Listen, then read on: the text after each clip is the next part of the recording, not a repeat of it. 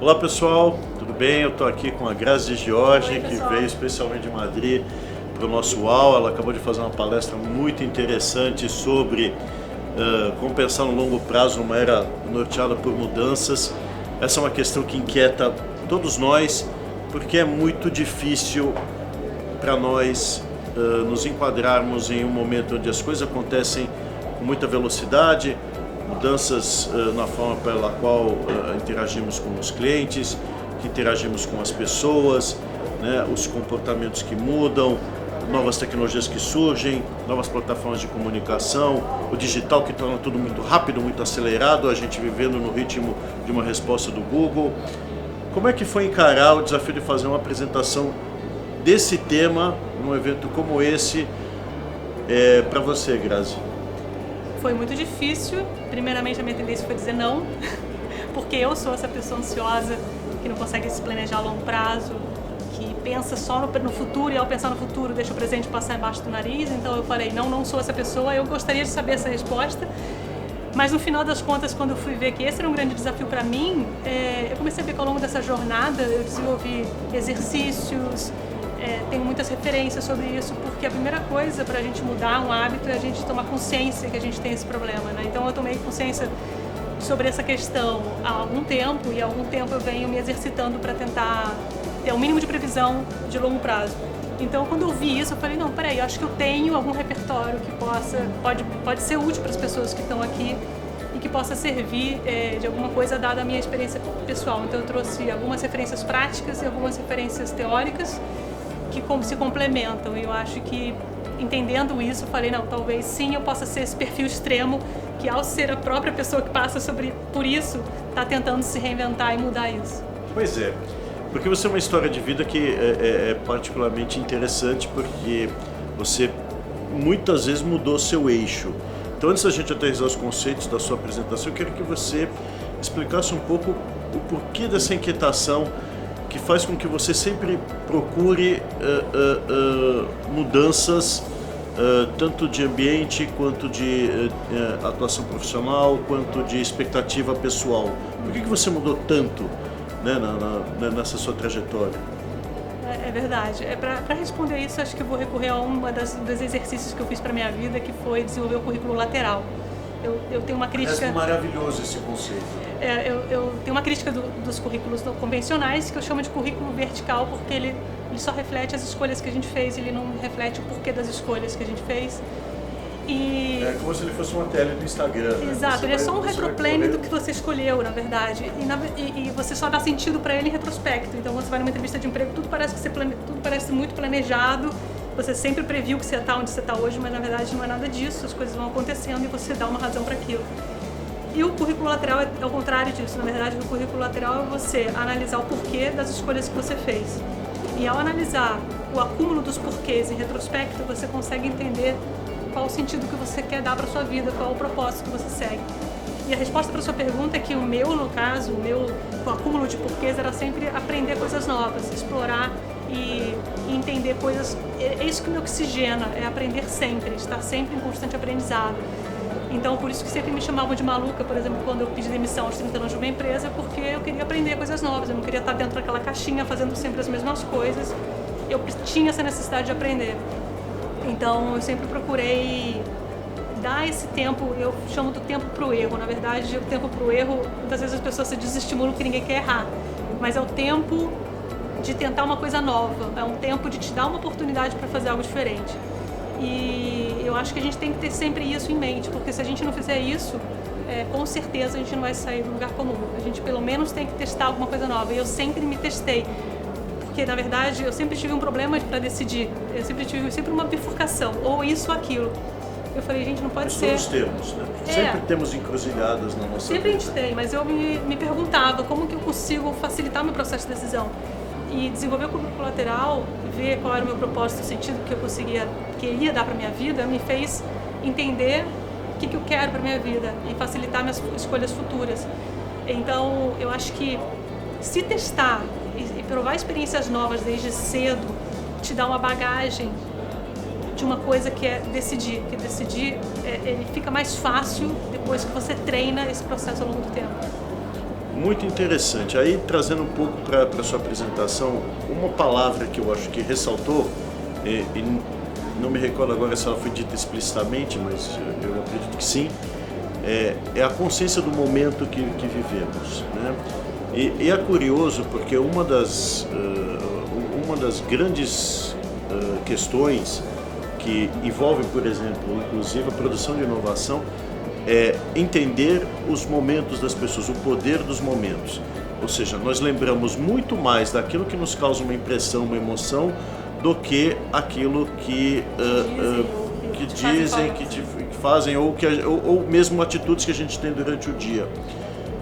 Só que esse processo de consciência do momento é muito difícil. Eu sei porque eu passei por isso durante décadas, né? E hoje eu sou uma pessoa que consegue, em muitos momentos do meu dia, estar plenamente entregue àquilo que o momento sugere. Mas por que é tão difícil para as pessoas se conectar ao momento em que elas vivem, se conectar ao presente, e como que isso, na verdade, ajuda, sim, a ter uma perspectiva de futuro?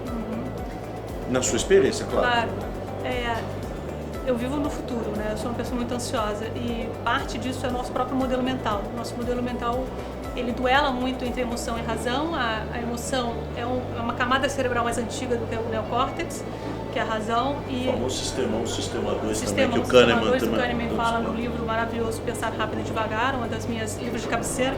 2, está na minha também. E esse duelo entre razão e emoção, a razão é escrava da emoção, Bion já dizia, faz com que a gente oscile, a gente tem uma percepção do tempo que oscila, ela é pendular. Então a gente ora está no passado, ora está no futuro, pouco a gente está no presente. Eu trago até referência da minha cachorra, que minha cachorra me faz aprender a estar no presente, porque quando ela vai para o parque ou ela está num lugar que ela gosta, ela está 100% fazendo aquilo, sem expectativa ou frustrações. Então a gente tem que sempre tentar se esforçar ao máximo, estar no momento presente. E eu faço alguns exercícios para isso, você tentar entrar em fluxo, que é quando o seu nível de habilidade ele está em consonância com o nível do desafio. Eu até citei hoje na palestra o meu esforço em nadar. Eu gosto de nadar, mas eu gosto de nadar quando eu termino de nadar, porque durante a natação é um esforço de sempre pensar em quantas voltas faltam para terminar, porque é muito tedioso natação, né? Para mim, que eu sou uma pessoa ansiosa. Então eu comecei a desenvolver uma técnica que é pensar na volta que eu estou naquele momento. É muito difícil e ao longo de 20 voltas eu tenho momentos de presença. Eu não consigo ficar presente o tempo inteiro, mas é um exercício que eu tenho que fazer constantemente, de pensar naquela volta, pensar naquela volta. Quando eu penso naquela volta, eu começo a esquecer quantas faltam e começo a pensar no movimento. Quando eu penso no movimento, eu vou pensando num micromovimento. E aí eu vou pensando em aperfeiçoar esse micromovimento. E eu começo a deslizar mais. Eu começo a aumentar minha velocidade, portanto o tempo diminui, né? Delta T é igual a delta S sobre delta V.